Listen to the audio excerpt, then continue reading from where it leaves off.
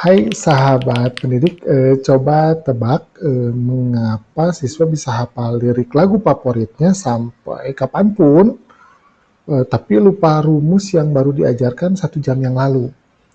Atau mengapa kita bisa naik sepeda setelah 10 tahun tidak pernah menyentuh sepeda itu, tapi lupa nama orang yang baru diperkenalkan. Nah, ternyata jawabannya itu ada di lemari arsip otak kita yang ternyata punya 3 laci berbeda. Nah, mari kita kenali jenis memori ini ya.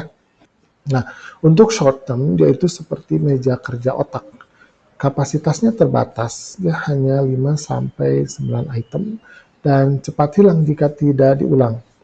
Nah, contohnya misalkan kita mengingat nomor telepon sebentar, ya, kita ingat, lalu kemudian lupa. Nah, ada yang namanya long term, atau gudang arsip yang sifatnya permanen. Nah, kapasitasnya ini hampir tidak terbatas, tapi butuh proses untuk memasukkannya.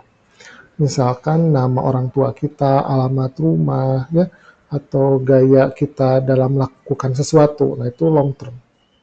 Nah, kemudian yang kedua ada yang namanya memori episodik atau episodic memory. Nah, yaitu memori tentang pengalaman pribadi.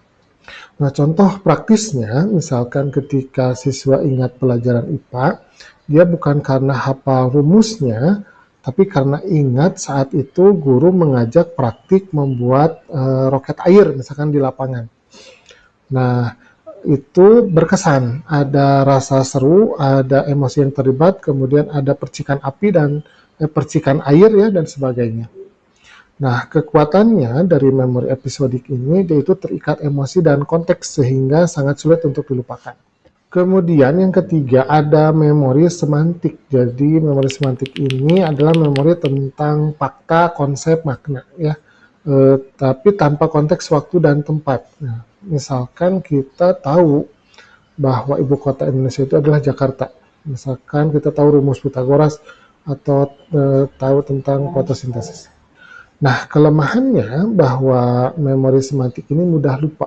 Jadi jika tidak digunakan karena tidak terikat dengan pengalaman pribadi. Kemudian yang keempat ada memori prosedural. Nah, jadi memori tentang bagaimana cara untuk melakukan sesuatu, yaitu berupa prosedur atau keterampilan. Misalkan kita tahu cara naik sepeda, kita bisa mengetik tanpa melihat keyboard, bisa main gitar, piano, dan sebagainya. Nah, keunikannya itu bisa dilakukan secara otomatis. Nah, hampir tidak pernah lupa, meski jarang dilatih. Jadi ini adalah memori yang paling awet sekali ya. Nah, jika kita menginginkan siswa itu untuk mengingat konsep atau semantik, maka cara yang harus kita lakukan itu adalah dengan pengulangan berkala dan berikan asosiasi.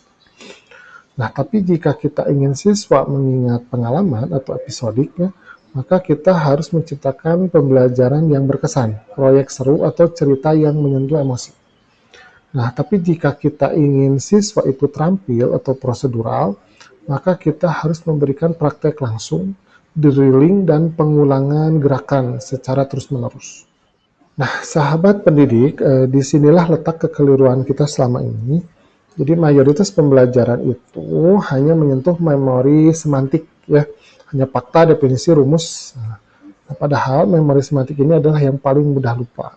Nah, sementara yang memori episodik dan prosedural yang lebih kuat dan awet ini justru sering kita abaikan. Jadi kita mengajar dengan buku dan ceramah. Padahal otak siswa itu butuh pengalaman dan praktik, ya.